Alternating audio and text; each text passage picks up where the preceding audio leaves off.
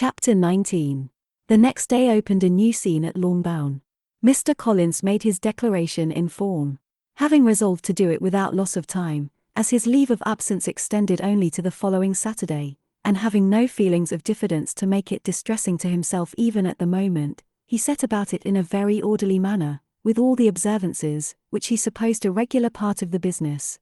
On finding Mrs. Bennet, Elizabeth, and one of the younger girls together, soon after breakfast, he addressed the mother in these words. "May I hope, madam, for your interest with your fair daughter Elizabeth, when I solicit for the honour of a private audience with her in the course of this morning." Before Elizabeth had time for anything but a blush of surprise, Mrs. Bennet answered instantly, "Oh dear, yes, certainly. I am sure Lizzie will be very happy. I am sure she can have no objection. Come, Kitty, I want you upstairs." And, gathering her work together, she was hastening away, when Elizabeth called out, "Dear madam, do not go. I beg you will not go. Mr. Collins must excuse me. He can have nothing to say to me that anybody need not hear. I am going away myself." "No, no, nonsense, Lizzie.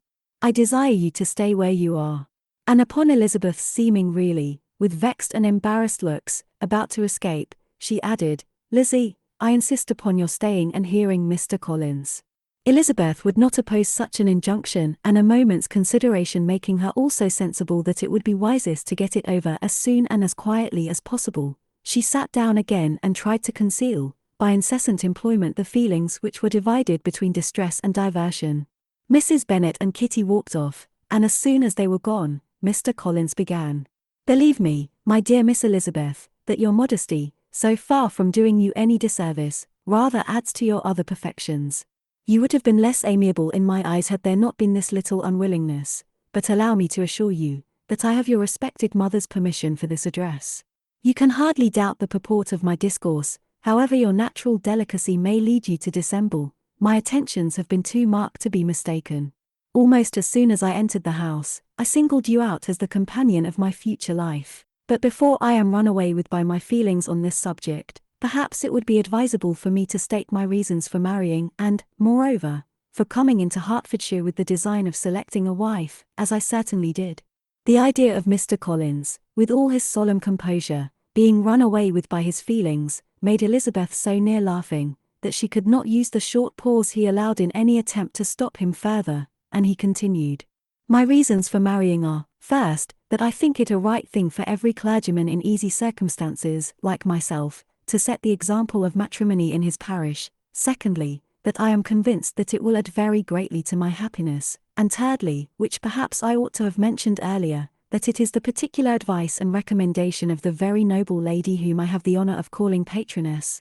Twice has she condescended to give me her opinion, unasked too, on this subject, and it was but the very Saturday night before I left Hunsford, between our pools at quadrille, while Mrs. Jenkinson was arranging Mr. Bertha's footstool, that she said, 'Mr. Collins, you must marry. A clergyman like you must marry. Choose properly, choose a gentlewoman for my sake, and for your own. Let her be an active, useful sort of person, not brought up high, but able to make a small income go a good way. This is my advice.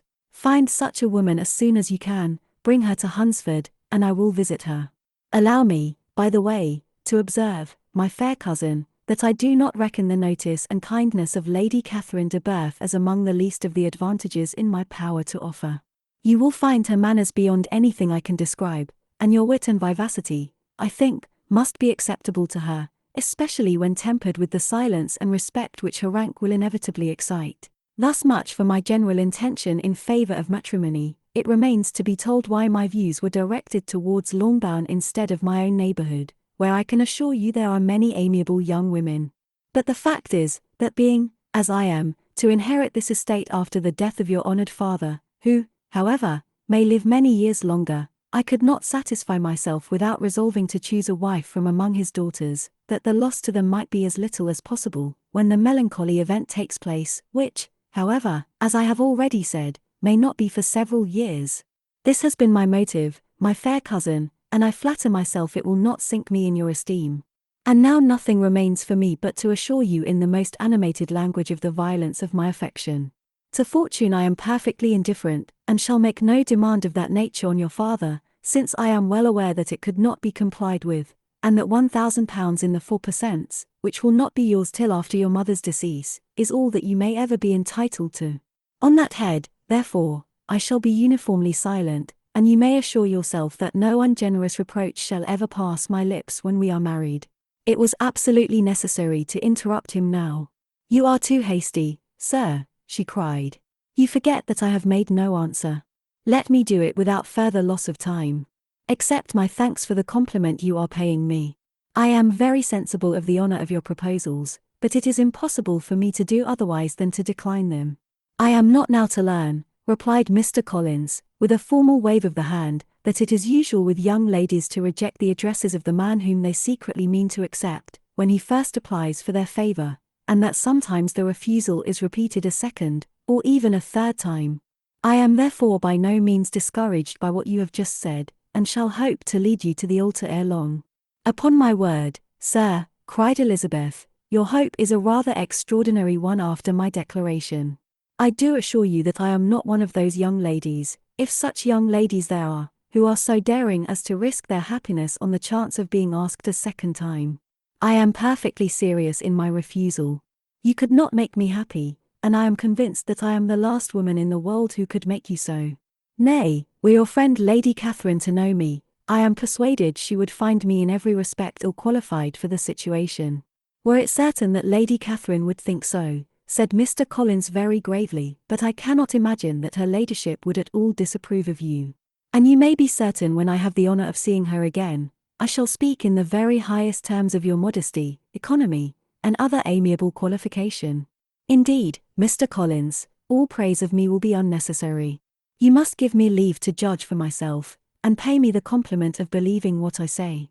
I wish you very happy and very rich, and by refusing your hand, do all in my power to prevent your being otherwise. In making me the offer, you must have satisfied the delicacy of your feelings with regard to my family, and may take possession of Longbourn estate whenever it falls, without any self-reproach. This matter may be considered, therefore, as finally settled."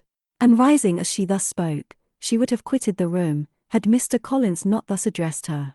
"When I do myself the honor of speaking to you next on the subject, I shall hope to receive a more favorable answer than you have now given me, though I am far from accusing you of cruelty at present, because I know it to be the established custom of your sex to reject a man on the first application, and perhaps you have even now said as much to encourage my suit as would be consistent with the true delicacy of the female character."